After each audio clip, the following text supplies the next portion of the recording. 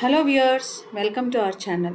ఈరోజు నేను ఈ వీడియోలో లివర్ మసాలా కర్రీ ఎలా చేయాలో చూపిస్తున్నానండి. ఇది చేసుకోవడం చాలా ఈజీ, ప్లస్ చాలా రుచిగా కూడా ఉంటుంది, ఆరోగ్యానికి చాలా మంచిది. ఈ కూర చేయడానికి ముందుగా ఒక గిన్నెలోకి కట్ చేసుకున్న లివర్ ముక్కలు వేయాలి. ముక్కలు ఇలా మీడియం సైజు ఉండాలండి. అందులో సన్నగా తరుక్కున్న 4 మీడియం సైజు ఉల్లిపాయలు, కొద్దిగా ఉప్పు, కొద్దిగా పసుపు వేసి చేత్తో బాగా కలపాలి. కలిపిన తర్వాత ముక్కలు మునిగేంత నీళ్లు పోసి మళ్ళీ కలపాలి. ఉల్లిపాయలు, ఉప్పు, పసుపు కలిపి ఇలా కడగడం మూలాన నీసు వాసన పోయి ముక్కకు కూడా ఉప్పు పడుతుంది, తొందరగా ఉడుకుతుంది. చూడండి నీళ్ళు ఎలా ఎర్రగా మారినాయో. ఈ నీళ్లు తెల్లగా అయ్యేంత వరకు కడగాలి. ఇలా రంగు మారేంత వరకు కడిగిన తర్వాత ఏదన్నా జల్లెట్లో వేయాలి. లివర్లో నీళ్ళు ఎక్కువ ఉంటాయి కాబట్టి జల్లెట్లో వేసేస్తే నీళ్ళన్నీ పోతాయి.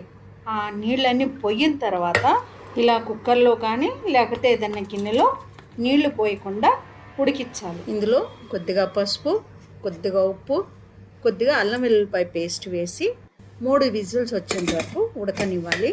ఇదే కనుక మనం గిన్నెలో ఉడికిస్తున్నట్టయితే మీడియం ఫ్లేమ్లో ఉంచి 15 నుంచి 20 నిమిషాలు అంటే ముక్క ఉడికేంత వరకు ఉడికించుకోవాలి. లివర్ ఉడుకుతున్నంతసేపులో ఒక ఫ్రై ప్యాన్లో కొద్దిగా ఎండు కొబ్బరి వేసి వేయించుకోవాలి. దాంతోపాటే 1 స్పూన్ ధనియాలు, 1/2 స్పూన్ జీలకర్ర ఇవి కూడా వేగిన తర్వాత స్టవ్ ఆర్పేసేసి గసగసాలు 1 స్పూన్ వేసి వేయించుకోవాలి. వేయించుకున్న కొబ్బరి గసాలు, ధనియాలు, జీలకర్రని ఫస్ట్ నీళ్లు పోయకుండా పొడి చేసుకోవాలి. ఆ తర్వాత కొన్ని నీళ్లు పోసి మెత్తటి పేస్ట్ చేయాలి. ఇప్పుడు 1 కప్పు పెరుగు తీసుకొని బాగా బీట్ చేసి అందులో మీ టేస్ట్కి తగ్గ కారం, ఇక్కడ నేను 2 స్పూన్ల కారం వేస్తున్నాను, కొద్దిగా ఉప్పు, కొద్దిగా పసుపు, పేస్ట్ చేసుకున్న మసాలా వేసి బాగా కలుపుకోవాలి. 3-4 విజిల్స్ వచ్చిన తర్వాత స్టవ్ ఆర్పేసి కుక్కర్ని చల్లారనివ్వాలి. చూడండి లిడ్ తీసి చూస్తే మనం నీళ్లు పోయకపోయినా ఎన్ని నీళ్ళు ఉన్నాయో లోపల. ఇప్పుడు స్టవ్ మీద ఫ్రై ప్యాన్ పెట్టి వేడెక్కిన తర్వాత 3 నుంచి 4 స్పూన్లు నూనె పోయాలండి. నాన్ వెజ్ కదా, కొంచెం నూనె ఎక్కువ ఉంటేనే బాగుంటుంది. నూనె వేడెక్కిన తర్వాత 1 మీడియం సైజు ఉల్లిపాయని సన్నగా కట్ చేసి వేయాలి. ఇది గానుగు నూనె అండి, పల్లీల నూనె, పచ్చిది అనుకుంటాను, అందుకే ఇలా పొంగొస్తుంది. ఉల్లిపాయలు వేగిన తర్వాత అల్లం వెల్లుల్లిపాయ పేస్టు, కొద్దిగా కరివేపాకు, 4-5 పచ్చిమిరపకాయలు వేసి వేగనివ్వాలి.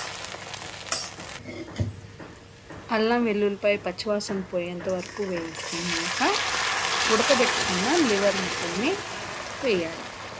వీటిని 5 నిమిషాలైనా హై ఫ్లేమ్లో పెట్టి ఉడికించుకోవాలి.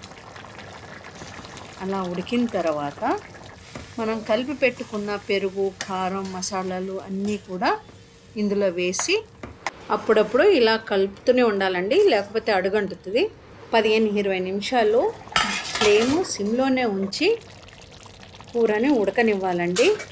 ఇలా కూర దగ్గరగా అయ్యి నూనె తేలిందంటే కూర అయినట్టే.